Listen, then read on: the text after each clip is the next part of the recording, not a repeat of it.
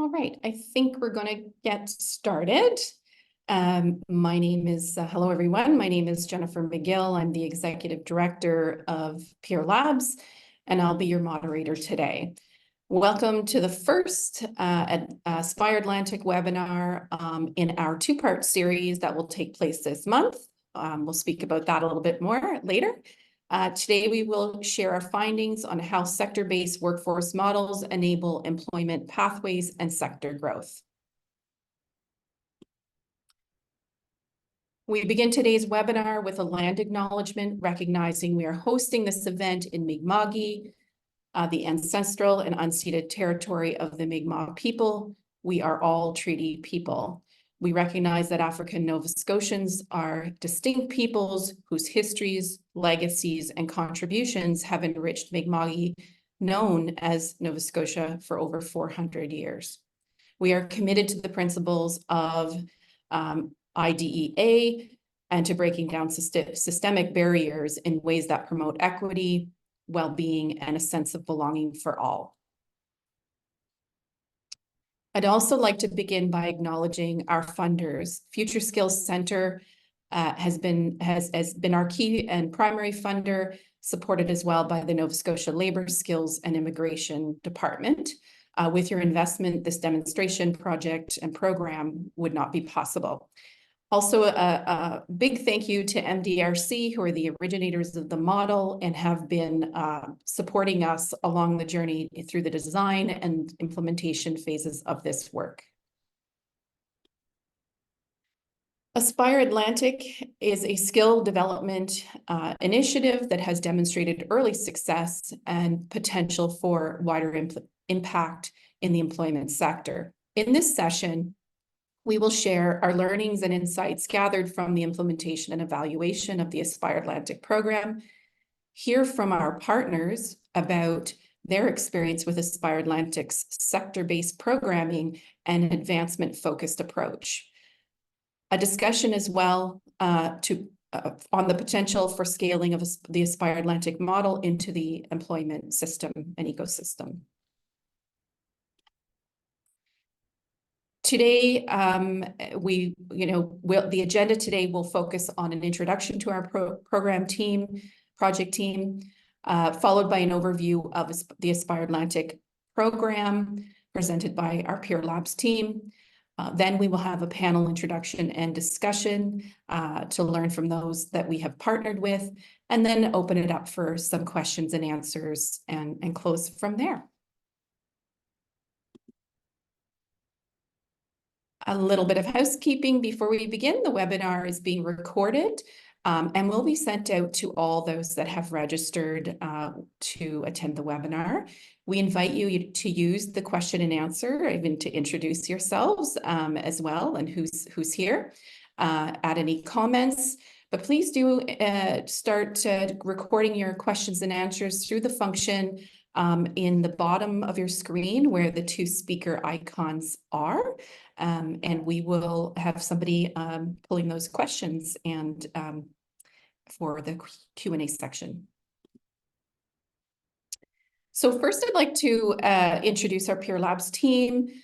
You'll be hearing from many of them today through the overview and also in our second webinar in the series next week, same time, same place, February 8th. So I'll introduce. So as I mentioned, I'm the Executive Director of Pier Labs, providing leadership and oversight to many projects, but this as well, AspireAtlantic program. Diana Parks is the AspireAtlantic Program Director at Pier Labs. Her work is mainly within the education and employment sector in program design, delivery, and operations. Diana has experience in nonprofit sector and user-centered program with a particular focus on community impact and complex change. She believes strongly in the power of relationships, influence, coaching. She moves forward projects that encourage strong community connections and growth through learning. I'd like to introduce Ilsa, a research principal with Pier Labs, who has been integral part of the AspireAtlantic program since its inception. contributing as a researcher and implementation science practitioner. Following the thorough needs assessment and fit assessment, ILSA adapted the work advance model to align with our unique local context, laying the foundation for the implementation phase of AspireAtlantic. More recently, ILSA has been collaborating with the Pier Labs team to synthesize and disseminate the key insights and valuable learnings.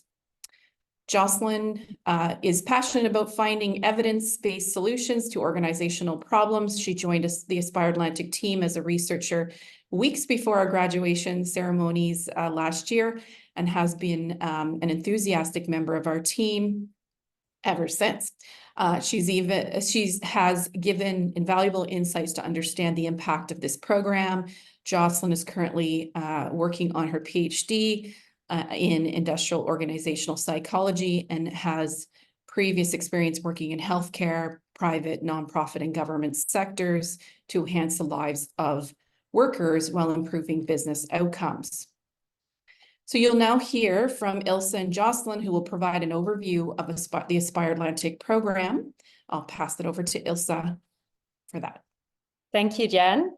So before diving into the impacts of the program, I would like to share more about how the AspireAtlantic program came to be. To understand why AspireAtlantic was designed in the way it was, we will start by providing you with the employment context at the time. So the project work for AspireAtlantic kicked off in early 2020. At the time, the Nova Scotian labor force was on a 4-year upward trend, yet we were seeing a higher than expected unemployment rate. In 2019, the Atlantic Canadian Opportunities Agency, ACOA, reported a growing discrepancy between job vacancies rates and employment rates in Atlantic Canada when compared to the rest of Canada. And this trend was and is expected to increase as population ages. One of the multiple reasons cited for this trend included people not having the required skills or physical capabilities for the actual vacant positions. So in addition to assessing the existing employment conditions and challenges, we also explored the extent to which existing employment services in the system were already addressing these challenges. While there were numerous employment programs and services in Nova Scotia and PEI that focused on upskilling individuals and job entry, there were no programs that were dual customer in nature, meaning that they focused both on the employer and the job seeker, and intentionally targeting sectors with in-demand middle-skill vacancies, plus a focus on worker job retention and career advancements. And this is really not unlike many of the other employment assistance services across Canada. There's usually an underlying assumption that workers will naturally advance on their own over time once they have the skills to successfully secure a job. So really this led us to identify this as a system gap in which job seekers require assistance in finding jobs while employers are struggling to find skilled employees. And based on this gap, we started to explore whether an evidence-based sectoral employment services model could be adapted to fit the need of Atlantic Canada. Work Advance is a sectoral work advance development program that is built on evidence and has been generated over a decade of evidence through rigorous evaluations. They really focus on post-employment services as well. So Work Advance was developed and tested in 3 US cities with numerous sectors using an experimental design. Some of the sectors included technology, environmental remediation, transportation, manufacturing, and healthcare.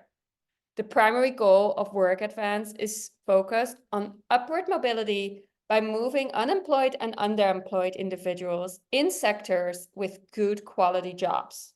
So these jobs tend to be middle skill and offer better pay, benefits, and advancement opportunities than jobs at similar levels in other industries. So the model goes beyond traditional sector-based programming by intentionally focusing on advancement assistance rather than assuming that workers do not require supports once they're placed in the program. So here you see the work advance model represented in a logic model, and you can see it has 5 core components that are offered in a set sequence.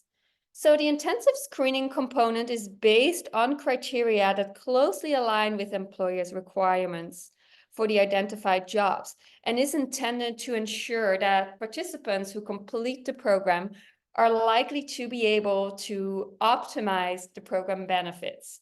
For example, participants who do not have a clean driving abstract cannot be hired as a truck driver.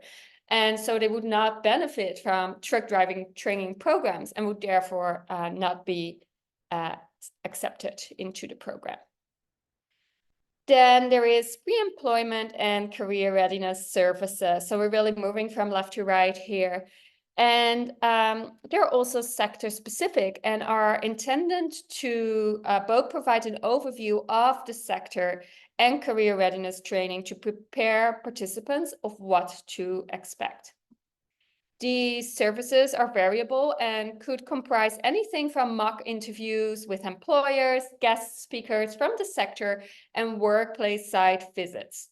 Individualized career coaching begins during this stage as well and includes some limited supports to encourage continued program engagement, making sure that people make it through the program.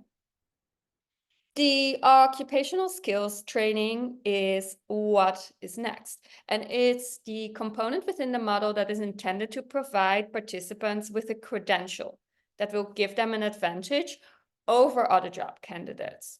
So training should be tailored to vacant positions in the identified sectors and should be adapted over time and changes in the jobs that are available. So in that sense, really be responsive to the job market's needs.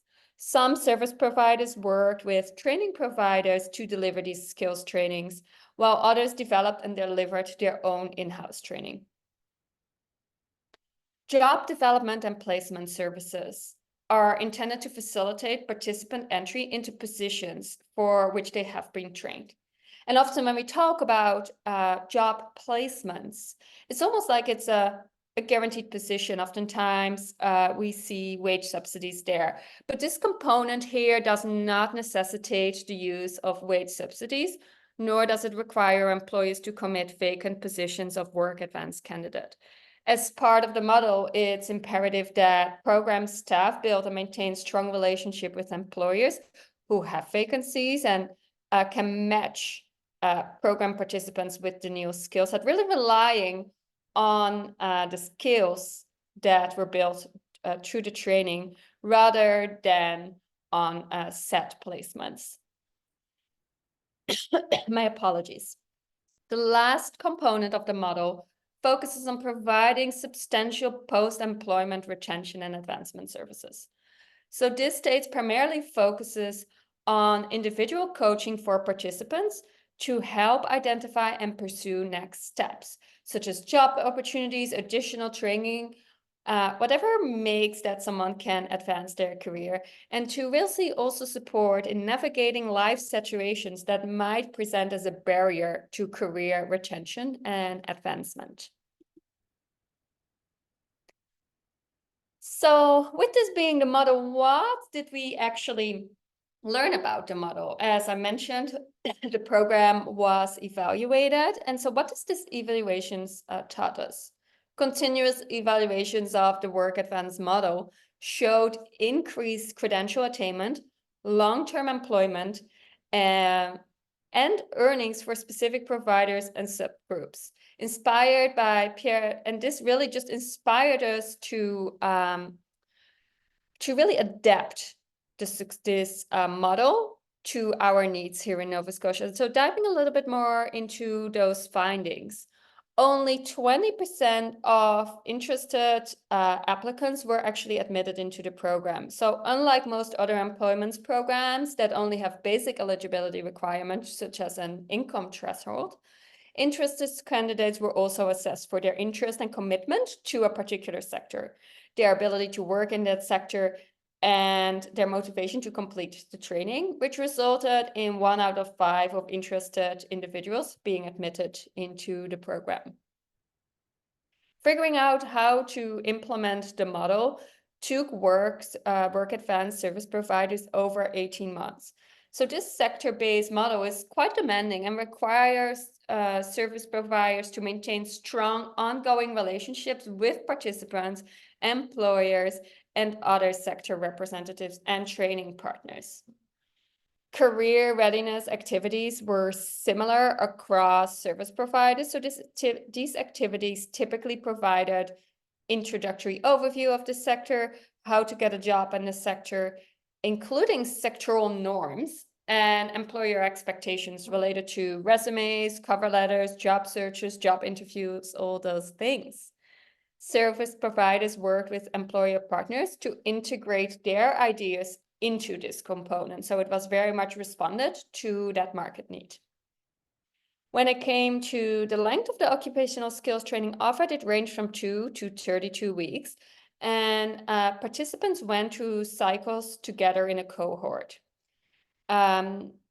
The training component was rather quick, so you can think of it more as like a micro-credential. Some service providers relied on people at local industry associations to facilitate job placement. So optimizing existing relationships with employers was vital to matching participants with job vacancies into the sector. So these relationships really helped facilitate employers' acceptance of Work Advanced candidates. And then lastly, integration of post-employment services into an organizational culture that has historically focused on pre-employment services requires a significant change in mindset. So the Work Advanced reports noted some level of skepticism about the need for post-employment services among service provider staff. The skepticism around the value of these supports impacted the extent to which staff prioritized their efforts on this component. So we had these learnings as we designed the AspireAtlantic model. So then when it comes to adapting the model, the first step is really assessing the fit, right? Before you start to adapt, you have to understand whether this is actually a fit for the context that you operate in. And during the fit assessment, we spoke with job seekers. We met with people who did not have a credential for in-demand jobs or had a credential that was not recognized. This first segment of participants fit the Work Advancement theory of change in that a credential is a major barrier to their entry into jobs with stronger labor demand. We also spoke to some job seekers who did not have a recognized credential for a sector with a strong demand, but still struggled with finding full-time stable employment and could benefit from support services in helping them enter industry. From our conversations with sector representatives and job seekers, it emerged that there is a need for more inclusive and tailored employment programs to address the diverse capabilities and needs of job seekers. So at times, pre-employment and job readiness trainings are often the same for all participants and did not differentiate between the level of job seekers. Job seekers would like to see programming that matches their capabilities. And furthermore, a few job seekers we spoke with, they mentioned the lack of applicability of generic job search and application information, especially in sectors like construction. Both job seekers and employers described sector-specific requirements as an issue. So these barriers could be mitigated by and prevented with better screening and/or coaching for both workers and employers. For example, it was described that in the past, individuals were not able to find work in a sector despite having completed a training due to the lack of upfront screening. So that example that we just talked about earlier, a clean driver's abstract, for example.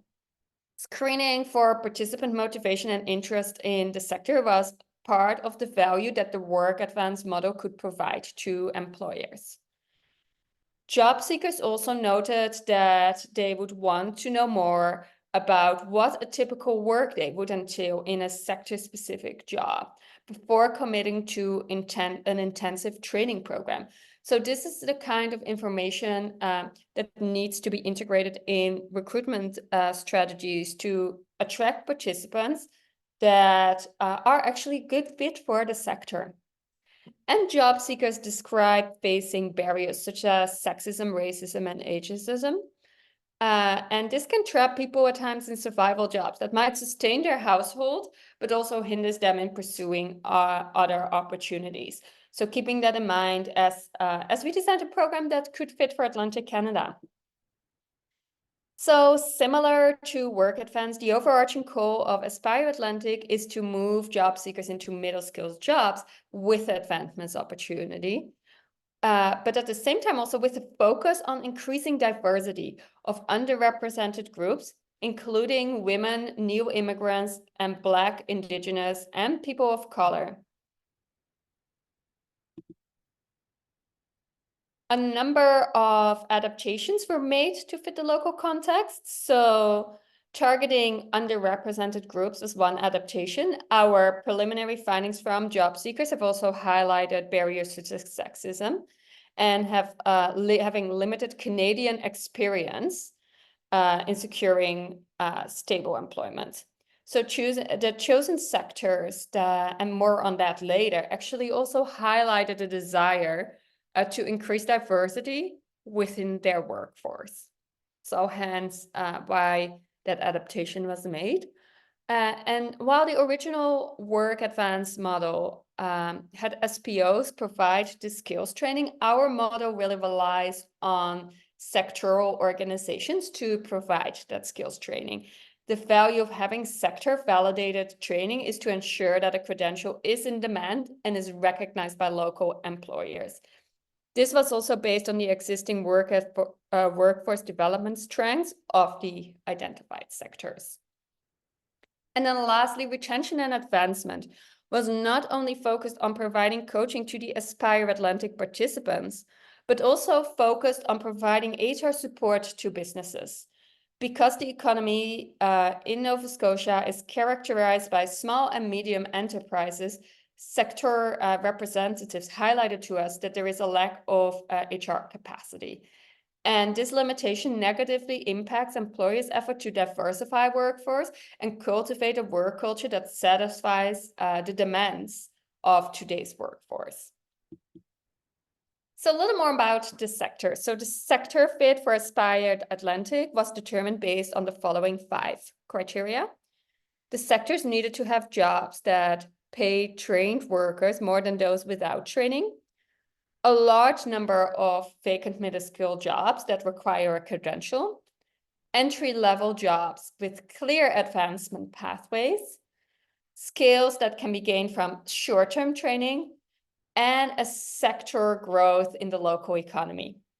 So based on this criteria, it was determined that AspireAtlantic would test its model with the following sectors: home building and renovation, industrial, commercial, and institutional construction, and manufacturing. And this brings us to our partners. So service provider organizations that offer AspireAtlantic included the Digby Area Learning Association, DELA, who promotes lifelong learning through training and is located in a rural area of the province.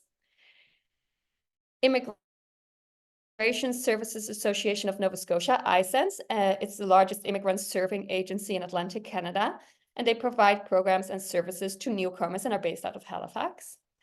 MetroWorks is an innovative learning center that provides employment services, including to individuals that experience barriers. MetroWorks operates multiple social enterprises located in Halifax as well. So overall, these SPOs were well positioned to deliver the sector-based employment program. And all three SPOs had experience delivering sector-specific training previously, including in the construction sector. So they had built some relationships that they could rely on as well for this program. And our sectoral partners included Excellence in Manufacturing Consortium, Canada's largest manufacturing consortium, Nova Scotia Construction Sector Council for Industrial, Commercial, and Institutional Construction, whose initiatives aim to support the human resource capacity of the sector, and the Atlantic Home Building and Renovation Sector Council, who strive to develop a balanced labor force market for many specialized trades and occupations employed by the home building and renovation industry. So with that, I'm going to hand it over to Jocelyn to talk more about impacts and our observations and learnings. Thank you so much, Ilse. So Ilse gave a kind of great background about how we landed on the AspireAtlantic model, thanks to the lovely work from Work Advance and how we shaped it to fit our needs in Nova Scotia.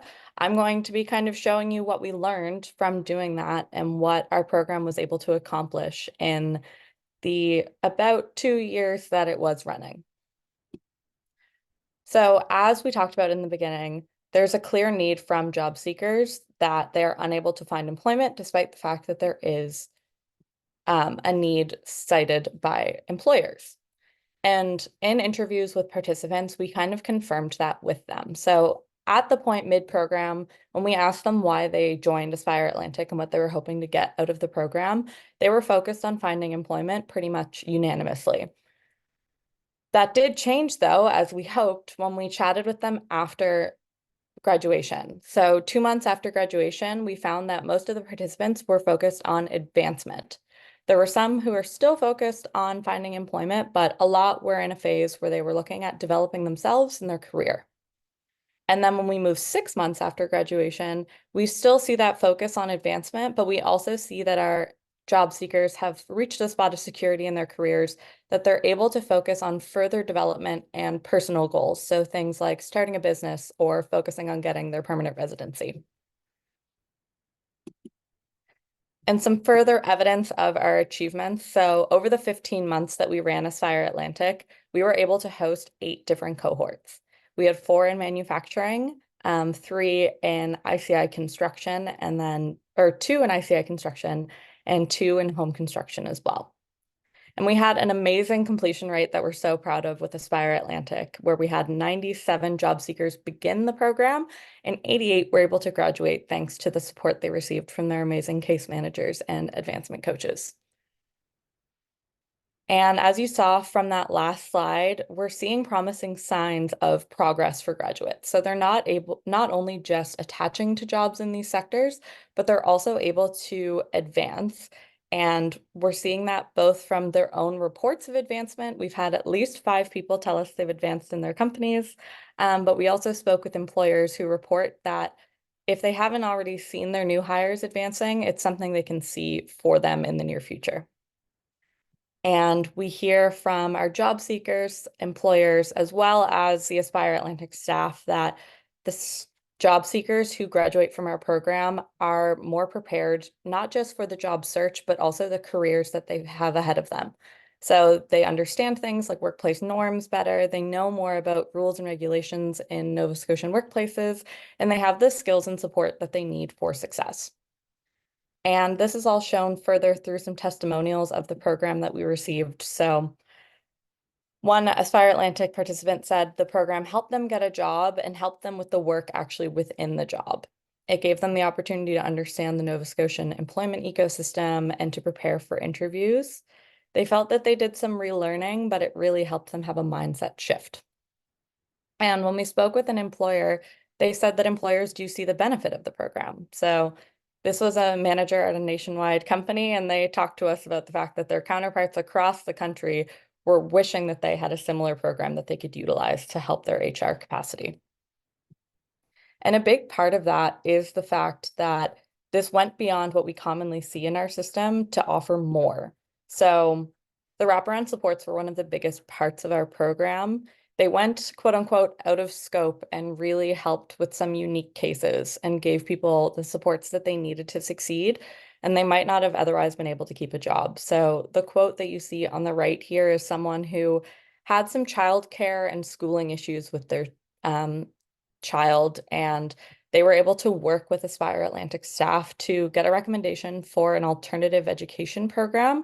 And because of that, they were able to remain where they were located in the province and able to find a job. And they noted that they were thankful that the AspireAtlantic staff went that extra mile to help them stick with their employment. Another thing that we noted through our kind of systems observations is that we do need an employer mindset shift. So this is specifically related to the supports, but also inclusion, diversity, equity, and accessibility throughout our workplaces. So employers would talk to us about the fact that immigration is kind of being posed as a solution for the skilled worker shortage that we're seeing in Nova Scotia and across Canada.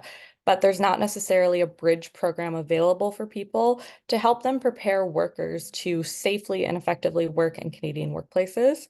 But that employer noted they saw AspireAtlantic was that gap filler for them.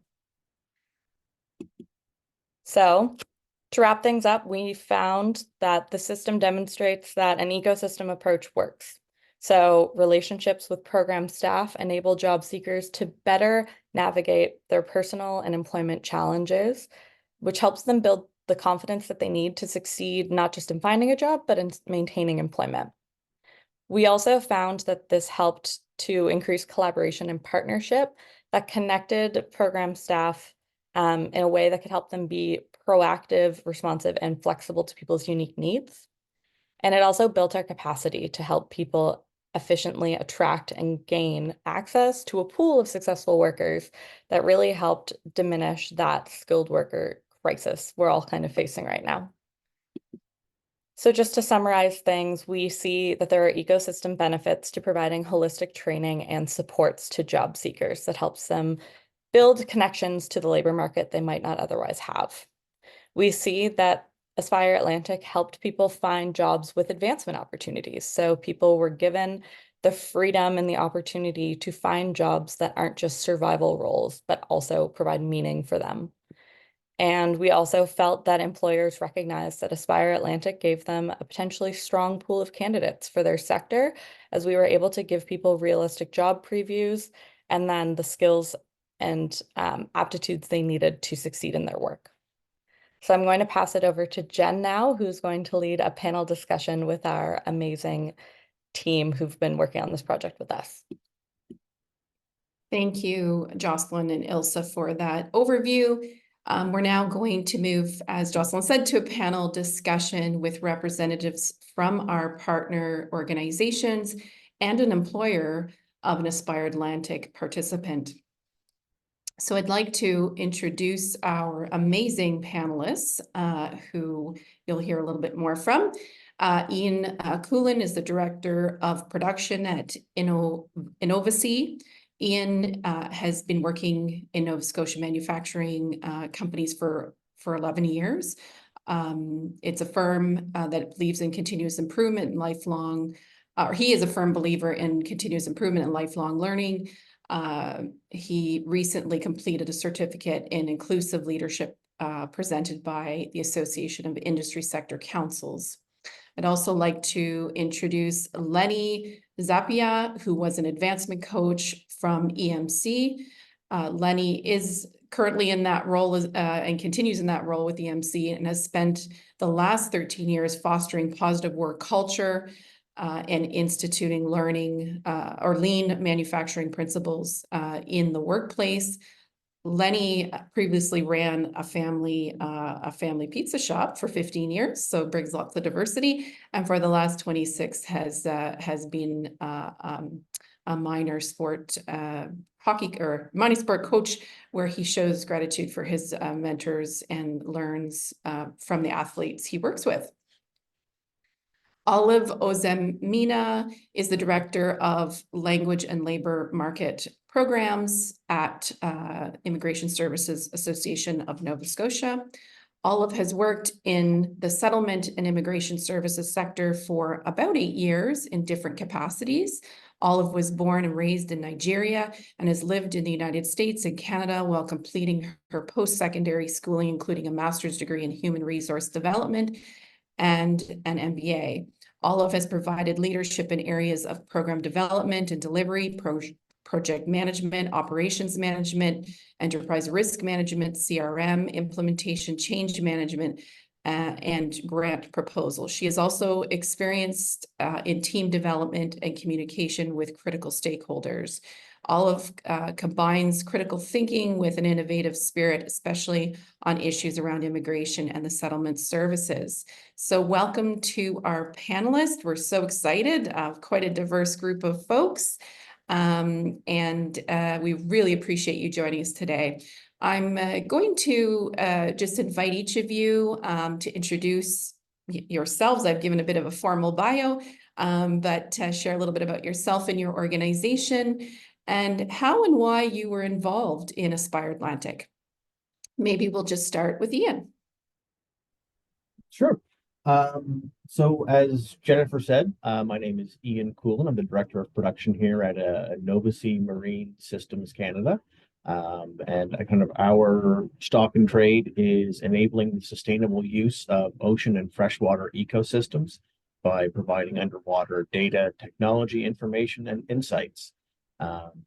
And so my involvement with AspireAtlantic actually began with one of the advancement coaches contacting me and informing me about the program. And once I learned about it, the idea of being able to find some candidates, a pool of candidates that were already trained in some core skills that go far beyond just in manufacturing. I've been through a few different kinds of facilities, and there are different tools you might use, different products you might make, but there are certain core skills that apply no matter what the product is that you're working on.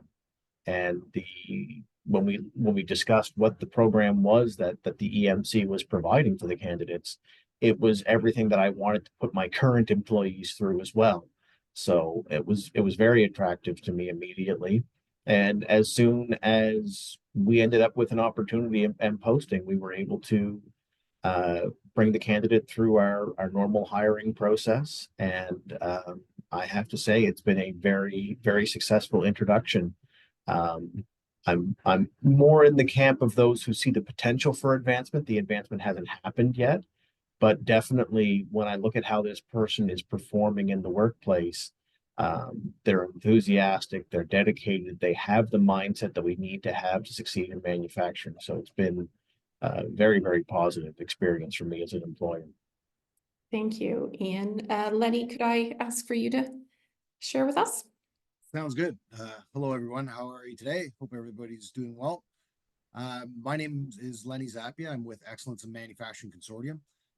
As mentioned in my bio, I have a manufacturing background here in Nova Scotia. Everything from pulp, or not pulp, but from building pieces of wood at a lumber mill to dispensers and also airplane engines. I've been fortunate enough to figure out that it doesn't matter what you're building. To Ian's point earlier, it's how you're building it. And I ended up coming in as part of the AspireAtlantic program as an advancement coach through EMC. To my bio, years of manufacturing, years of supervisory experience, and also coaching minor sport for 25 years in 4 different sports. I got to learn a lot from some great mentor coaches, which has kind of propelled me into this position, and all that lent itself well for me to be a part of the program. Awesome. Thank you, Lenny. Olive? Hi, hello, everyone. My name is Olive. I work as a director of programs, managing our language and labor market programs at iSense. I think Jen has given a good overview of my bio, but I work with iSense, and as you know, iSense has been serving immigrants in Nova Scotia for over 42 years now, with an extensive knowledge of the labor market needs, as we know, especially when it comes to construction and trades. And so when we heard about this project, we were thrilled to be a part of it, because for us, the main attraction was the onward progression of clients that join the program in their workplaces. Getting an entry-level job or providing immigrants an entry-level job, it's great and fantastic. But I think the most important part of that journey, of the immigration journey or settlement journey, is the advancement in those careers when they find themselves in. And so it becomes a significant impact of the work that we do, how we see our clients not just get entry-level jobs, but actually have that onward progression in the work that they do. So because that, as you know, in and itself increases, client or immigrant confidence in the job market. And also this directly corresponds to improved retention rate for all of us here in Nova Scotia. And so that was why we got involved in this project. I wasn't originally a part of the ideation of the project, but I joined Isense a year ago. And when I heard about this project, I was like, this is great, because this is not just about providing training, but really guiding clients on the things that they need to know to really find employment and retain employment and grow within that employment and in their career journey. So that's why we got involved and how we have been involved in this project. Yes, thank you so much. I want to talk a little bit about impacted value. So a few questions to pose to you. What notable impacts have you observed from your participation in AspireAtlantic? In what ways does AspireAtlantic stand out to you? What made it different than other programs you've experienced? And from a systems view, what value does a sector-based program like AspireAtlantic bring to the employment ecosystem? I'll maybe start with Lenny. Sounds good. So notable impacts. I would offer that when I heard of some of the participants using the knowledge that they gained through the course within their facilities to help better their facilities, or so how they do it in the run of the day, that was a big thing for me, that we actually gave them information that they're able to bring with them, use, put into practice, and then carry forward their facilities in a better way. I was pretty impressed about that. That really had an impact for me. Aspire stood out or made a difference. I think the varying walks of life that got involved in the program, both the team that was kind of running the program and the participants, really created a worldview seldom seen in other areas. Folks of all ages, races, educational backgrounds, they were working together to help better themselves and each other. And it wasn't just folks in silos sitting beside. They worked together and tried to make each other better. And I thought that was a pretty good thing that stood out for me. From a systems view, both AspireAtlantic, I feel that this really represents employers with minimizing their onboarding process. It helps new employees and gives the participants an excellent view of what they can expect and what they can achieve in the manufacturing sector or in the other two sectors that was part of the AspireAtlantic stream. So at the end of the day, being able to get in and employers know that they have an employee that has a good amount of knowledge coming into it, the facility, versus coming in blind, I think good. Thank you, Lenny. Olive? For Isense's perspective, because again, we serve immigrants, and for us, I think it was the co-development of the program content and curriculum was the biggest impact or notable impact we have seen or observed, because like Lenny said, we didn't just go off in silos and do this, but there was that collaboration and working together and making sure that the needs and the gaps are really the things that we're looking at and working on, and not necessarily just developing a program for developing sakes. And so for us, we saw more success in the construction component, the ICI of the program, because it really targeted and designed. It was designed for construction professionals in mind: engineers, project managers, estimators, safety advisors, and being being able for them to see that they can actually get into mid-level professional or management level in the organization. For us, it was really one of the things that pushed us forward.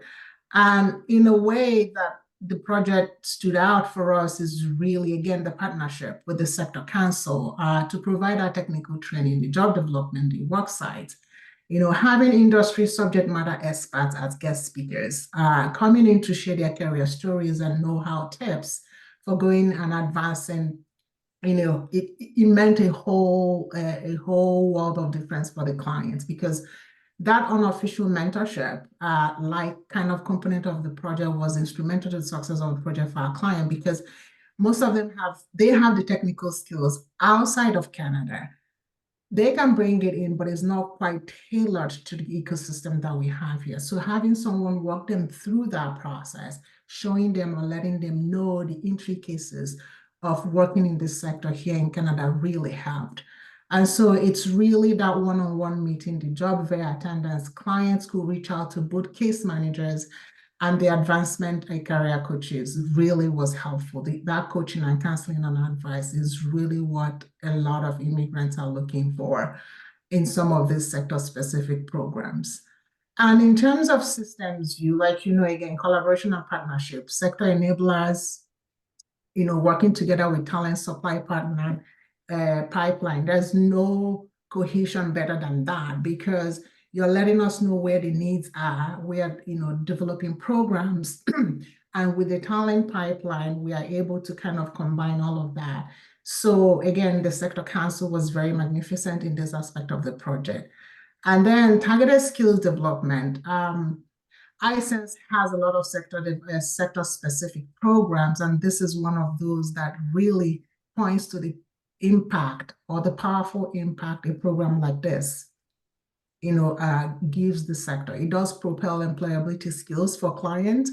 Not only does it, supply the talent that the sector needs, but those skills, employability that clients need, it's in there. And then it streamlines the workforce development too, because then there's a focused target, to the development of that workforce.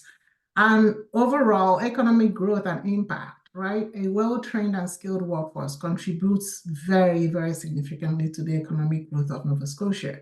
So programs like this really does play a vital role in that aspect and boost immigrant retention. As you know, finding employment is great. If you're not seeing that progression or upward advancement in your job, that may, cause you to start looking elsewhere, potentially leaving the province because you're not able to find the equal opportunity for the skills that you have. And so when there is a program like this, that clients will see that progression in the work that they do, they always tend to stay where they are and grow, not just in their jobs, but also stay here to contribute to our economic development. Thank you, Olive. Ian? Yeah. I guess in terms of the biggest impact, it really kind of changed how we were looking at a lot of things. So kind of one of our core technological competencies is acoustic transmission of information. So sending things underwater the same way that sound travels in air. And through the AspireAtlantic program, we kind of broke down some preconceptions, and we've hired our first deaf person, which is something that really kind of stood on our head in a lot of ways, that we expect to do some of the things that we've been doing out there. They require clicks and beeps and things, and we really challenged ourselves on if the job really needs to have those sorts of things there. So it's been an incredible way to improve our concept of what's accessible and how do we provide equity for different kinds of people.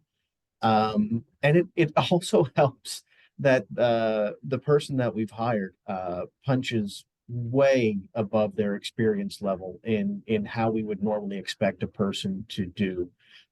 We know that the production process that we have people in is very much unique and specialized in Nova Scotia. We're not going to be able to find someone who has previous experience in this kind of work. And coming from that tailored manufacturing best practices mentality, I've kind of been looking off the side of my screen here. I pulled up their self-review for this year, and I've got about 5 pages of ideas from this person and thoughts on how the company can grow and ways we can improve on things. And all of that comes from the encouragement in the program that was built for them to say that, when you're in manufacturing, you can't just learn how to make the product that we're making today. You have to build the mentality and the skill set, because if the products don't change, um, you're not going to stay in the market anymore. I used to love the example, and this kind of tells how long you may have been living in Nova Scotia, but there was a time that you could go into the Kmart and you could buy a 26-inch big heavy tube TV that did nothing except get a TV signal. Now you can't buy a TV for that price, and if you do, it's connected into YouTube and all these other things. The products will forever change, and what we need to have is the idea that what we're in competition to do is build the product better than anyone else, and look for ways that we can improve opportunities. And that's really one of the many things that came out of this program. Another interesting aspect that came from it, again, initially we had some concerns about how accessible we were going to be able to make the work environment for this person because of the perceived communications challenge. And actually, the advancement coach that we had through the AspireAtlantic actually lined us up with a case manager, and a disability specialist who came in and helped us provide for some of their coworkers and some of the supervisors. And we brought the employee in this session as well and said, look, we want to understand how to better communicate with you. And it was amazing to watch, how that then impacted over the workforce, and we were able to better bring that person in. So as far as what is it that the AspireAtlantic kind of brings to the marketplace or the employment ecosystem right now, stealing from a future thing we might talk about, one of the things that I'm struggling with right now is, unfortunately, my hiring cycle didn't line up with all the cohorts. So I've only been able to hire one person through the program so far. But one of the things that I need to talk about with our HR manager and some of our job postings is I'd really like to start flagging, like putting a question in there phrased appropriately to say, have you been through the AspireAtlantic manufacturing program? If you have, I want to bring you in and talk to you immediately, because it's really hard to know based on what's on someone's resume, what they say they used to do or how they used to do things.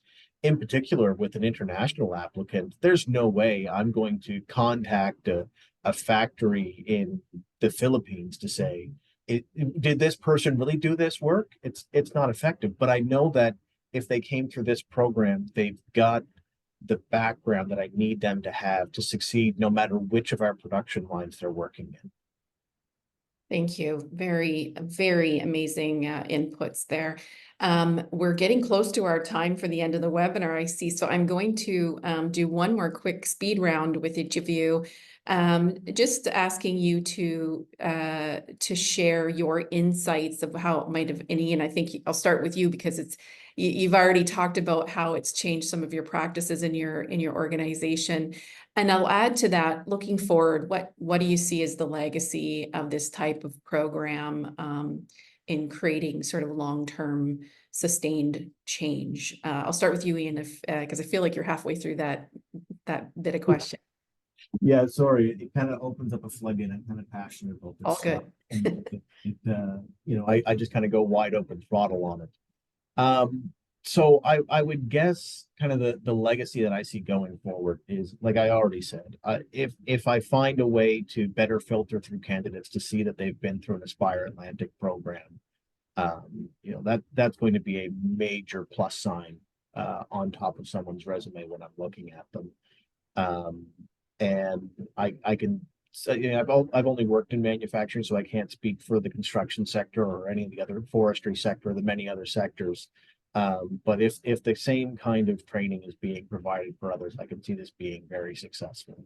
So my greatest hope is that it continues, and I can continue to look for successful graduates from the program to really level up our abilities, because it has changed our mindset of what does a manufacturing candidate look like.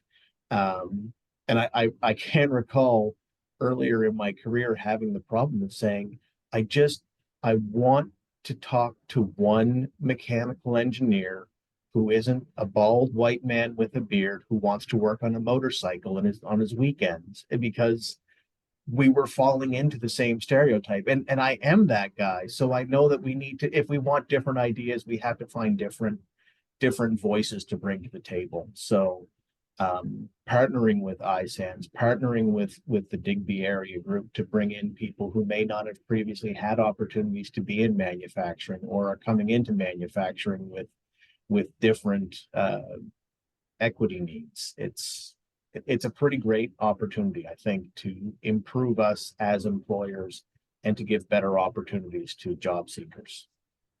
All of impacts to your organization, legacy you're hopeful for? Well, for us, it's just the continuation of what we preach and practice is the collaboration. We may be serving immigrants, but we don't really know what the sector needs and the gaps. So the sector giving us that input or giving input in the curriculum development on how those training are designed are really helpful. So the industry sector being a part of the development and design of programs like this, it's phenomenal. Like there's no gainsaying that that's what programs like this need. And everybody was ready to pivot, adapt, create opportunities, and support clients in the ways, just like Ian is saying. And then I think the most important legacy this project has left or is going to leave is the impact it has made on clients, right? Some of these individuals that come in with skills that they don't know how to apply, but this opportunity have given them some hope, and some of them may have lost hope and zeal to even practice in their field. But programs like this have created an opportunity for them to really renew that hopefulness in their journey and being able to contribute in their careers and work with employers, like Ian is saying, open up that door wide open to experience what that looks like, to have an internationally trained individual in your organization and bring phenomenal ideas. You may not be the same, but they align and you can adapt those and that will propel your organization. So my last thing would be let every employer be like Ian, because I tell you, that's the way forward. Mm-hmm. Well Yeah. said, well said. Lenny? Some of the insights that I'm kind of using now, I was so lucky to work with as many people as we had 4 cohorts that went through manufacturing. So with 4 cohorts, 3 different service providers, all the employers, I got to see a lot of different perspectives on the landscape of employment, the landscape of manufacturing. I've also got to spend some time diving into ICI. I really had my eyes opened up to a lot of different worlds versus my closed little world that I like to call manufacturing, because it's not. It's a big world out there, and we all have a part to play in it. I think that. Oh, sorry, my computer just. And it's important that we maintain those tidbits of information that we get from everybody, and not just be focused on our own. I got some great learnings working with Ksenia, watching her CRT training, as well as the other folks with Ethan, and hearing how they bring about what the best way is to get yourself prepared for getting into the workforce. It was beneficial for me. As far as legacy, I really hope that this work can continue to to really foster the engagement of different sectors, employers, to bring in needed, qualified, and trained employees. I think the training that we give is important. It allows these folks to get into their various fields and or sectors and be ready for it, and not just go in and say, oh, I hope I do okay today. They have confidence and they're ready to go, and that's important. And I really think that this can extend to all kinds of different sectors.